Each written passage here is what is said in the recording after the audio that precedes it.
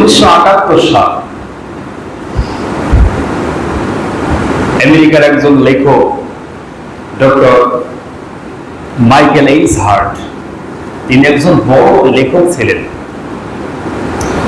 American সরকার Michael H হার্টকে order করে, হুকুম দেয় যে এই পৃথিবীর ইতিহাসে যত বড় বড় মনীষী, যত সমাজ সংস্কারক, যত লেখক, যত বড় বড় রাজনীতিবিদ, অর্থাৎ পৃথিবীর ইতিহাসে যত বড় বড় মনীষী ছিল 1978 সালের আগ পর্যন্ত, এদের একটা তালিকা তৈরি করা হোক এবং এই তালিকাতে 200 জন মনীষীর নাম দেওয়া হোক, যাতে এই পৃথিবীর ইতিহাসে নাম করা 200 জন মানুষের জীবনী স্থান পাবে। মাইকেল এইচ হার্টের সহযোগিতা করার জন্য আরো 200 তার সহযোগী নিয়োগ করা হয় এবং তাকে নিরিবিলি জায়গা তার জন্য বরাদ্দ করা হয়। এই মাইকেল এইচ হার্ট তার 200 সহযোগী নিয়ে তিনি গবেষণা শুরু করেন যে পৃথিবীর ইতিহাসে সর্বশ্রেষ্ঠ মানুষ কারা ছিল। সে আদম আলাইহিস সালাম পৃথিবীর প্রথম মানুষ। এই পৃথিবীর প্রথম মানুষের নাম কি? আদম আলাইহিস সালাম। উনি কি ছিলেন? মুসলমান ছিলেন না অন্য কোনো ধর্মের ছিলেন?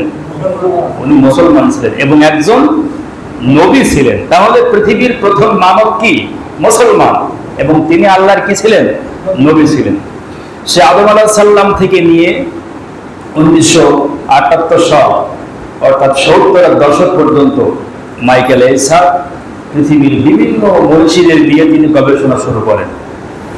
গবেষণা করতে করতে শেষ পর্যায়ে তিনি 200 মানুষের জীবনে তিনি সামারাইজ করেন, তালিকাভুক্ত করেন। কিন্তু আশ্চর্যের বিষয়, তিনি একজনই খ্রিস্টান মানুষ, আর খ্রিস্টানেরা হযরত ঈসা আলাইহিস সালামকে নবী মানে। এই 200 মানুষের যে তালিকা করা হয়, 1 নম্বরে প্রথম সিরিয়ালে তিনার দৃষ্টিতে এবং তিনার গবেষণায়, তিনার 200 সহযোগীর গবেষণায় সর্বপ্রথম নাম্বার 1-এ যে ব্যক্তির নাম লিখেন, তিনি হচ্ছেন আখির জামানার পয়গম্বর, শ্রেষ্ঠ নবী, আমার আপনার নবী মুহাম্মদ সাল্লাল্লাহু আলাইহি ওয়াসাল্লাম। জোরে সুবহানাল্লাহ বলেন। তিনি একজন খ্রিস্টান।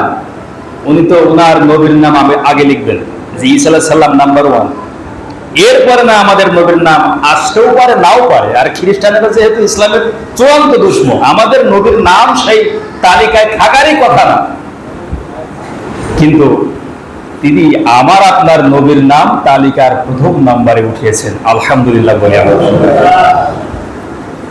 তদানীন্তন সময়কার যিনি আমেরিকার প্রেসিডেন্ট ছিলেন, ওনাকে শোকজ করা হয়। উনি যাওয়ার পর প্রশ্ন করা হয় যে আপনি একটা ধর্ম মানেন, একটা খ্রিস্টান ধর্ম, তো আপনি মুসলমানদের নবী মুহাম্মদ সাল্লাল্লাহু আলাইহি সাল্লামের নাম একেবারে সবার আগে 1 নম্বরে দিলেন কি কারণে? মাইকেল এইচ হার্ট তখন বলছিলেন যে আমি কি আমার ইচ্ছা মতো দিয়েছি নাকি? আমি তো আমার নিজের মর্জি মোতাবেক, আমার ইচ্ছে মতো আমি মুসলমানদের নবী মুহাম্মদ সাল্লাল্লাহু আলাইহি সাল্লামের নাম আমি ইচ্ছে মতো লিখিনি। আমি এবং আমার 200 জন সহযোগী নিয়ে সেই পৃথিবীর প্রথম মানব আদম আলাইহিস সালাম থেকে শুরু করে নিয়ে আজ পর্যন্ত যত মনীষী পৃথিবীতে এসেছে, বিদায় গ্রহণ করেছে, তাদেরকে চুলচেরা বিশ্লেষণ করেছে আমরা সবাই মিলে। চুলচেরা বিশ্লেষণ। একটা মানুষ সুপার কোয়ালিটি সম্পন্ন হওয়ার জন্য তার চারিত্রিক যতগুলো বৈশিষ্ট্য থাকা লাগে সবগুলো নিয়ে গবেষণা করার পর যখন নাম্বার দেওয়া শুরু করলাম, নাম্বার দিতে দিতে দেখি যে একজন মানুষের নাম্বার সেই গগন চুম্বি, যার উপরে নাম্বার কেউ পায়নি, তিনি হচ্ছেন মুহাম্মদ সাল্লাল্লাহু আলাইহি সাল্লাম। সুবহানাল্লাহ বলেন। তো মুহাম্মদ সাল্লাল্লাহু আলাইহি সাল্লামের নামটি তালিকার শীর্ষে প্রথমে দিতে আমরা বাধ্য হয়েছি। এরপর আমেরিকার প্রেসিডেন্টের তরফ থেকে বলা হয়, তাহলে এই 200 জন মনীষী থেকে 100 জন মনীষী নাম তালিকাভুক্ত করা হোক। তিনি আবার নাম্বারিং করা শুরু করলেন তার সহযোগীদের নিয়ে, এবং শেষ পর্যন্ত একটি গ্রন্থ তিনি প্রকাশ করেন 1978 সালে।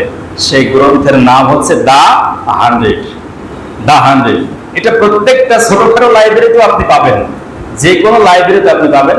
যদি গুগলে সার্চ দেন আপনি পাবেন যে দ্য 100 মাইকেল এইচ হার্টের লেখা একটি গ্রন্থ, যে গ্রন্থের ভিতরে 100 মনীষীর জীবনী উনি লিখেছেন, একজন খ্রিস্টান মানুষ। আর এখনো পর্যন্ত শীর্ষে 1 নম্বরে যার নাম, তিনি হচ্ছেন আমার আপনার নবী মুহাম্মদ সাল্লাল্লাহু আলাইহি ওয়াসাল্লাম। জোরে বলেন সুবহানাল্লাহ। এই সেই নবী সাল্লাল্লাহু আলাইহি ওয়াসাল্লাম, উনি আসছিলেন এই যে গত সোমবারে, সেই দিনটা পার হয়ে গেছে।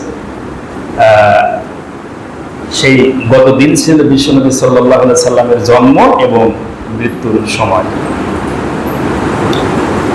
শুধু মাইকেল এইচ হার্ট না, পৃথিবীর ইতিহাসে যারা বিশ্বনবীকে নিয়ে গবেষণা করেছেন, ওনারা সবাই বিশ্বনবীকে পৃথিবীর ইতিহাসে সর্বশ্রেষ্ঠ মহামানব এই উপাধি দিতে ওনারা বাধ্য হয়েছে।